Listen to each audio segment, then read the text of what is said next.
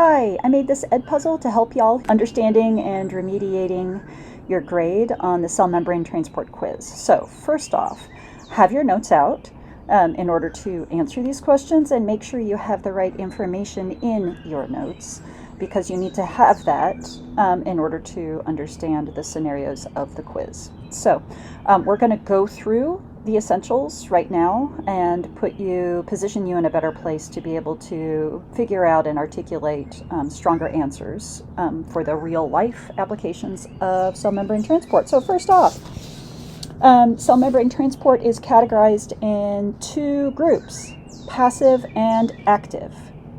Passive means you do not need to add any energy, you do not need to expend any additional energy to make it happen. And that's because all kinds of passive transport are moving particles in the direction they want to go. All right, so I'll remind you, if your notes don't help you answer these questions, if you didn't get those last questions right, amend your notes, add to your notes so that you can use them to understand scenarios. So we just affirmed that when particles are moving from high to low, that's passive, and that is diffusion. So all diffusion, if you're moving a particle from high to low concentration, down its concentration gradient, you are doing diffusion, and diffusion is passive. You don't have to add any energy to the situation, to that system, in order to make it go. We learned about different kinds of diffusion. The first kind of diffusion we learned about is simple diffusion.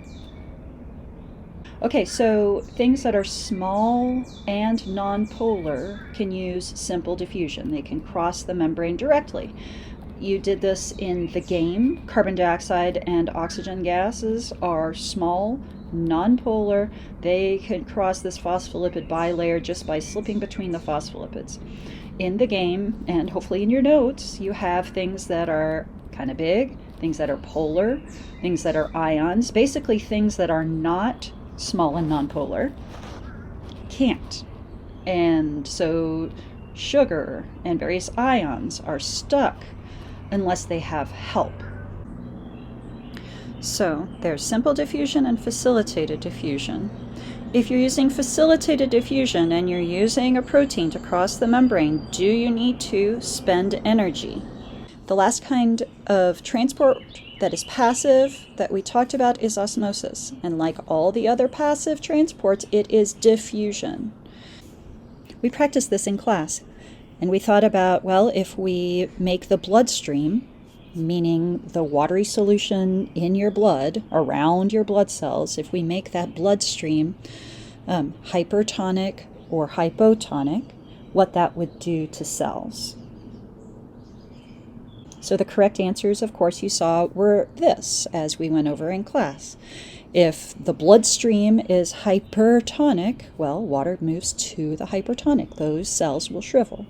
If the bloodstream is hypotonic, the blood cells will swell and possibly burst because, again, water is moving toward the hypertonic, and in that case, into the cells. All right, so there are two kinds of active transport we learned about. What are they? Great. So let's talk about using a pump. So a pump is forcing particles to go in what direction? If you're making a particle go where it does not want to go, you have to use a pump, you have to spend ATP. Vesicle-mediated transport is a special case. When do you use that? All right, and what do we know about it?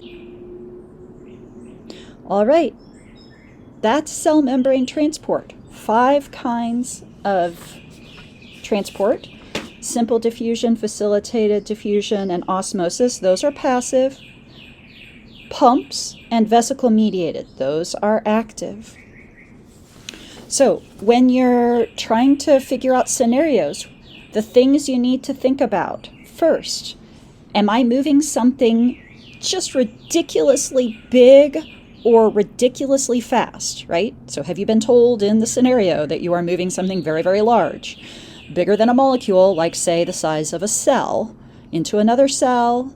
If so, all right, the next thing you want to be thinking about is, are you moving the particle from high to low or low to high? All right, and then finally, let's say you are moving something from high to low, you're doing diffusion, it's passive transport, yay! You still have to figure something out, right? You still need to figure out, am I doing simple diffusion or facilitated diffusion? Do you know what determines that? If you're diffusing water, do you know which area is hypertonic and which area is hypotonic, and which way water would move as a result? Hopefully you were able to answer these well, and if you weren't, you were able to understand them now, and make sure your notes have them. If any of these questions is still confusing to you, then make a note of it so that you can ask me to help explain it to you. And then you can move on to the next step of remediating your quiz.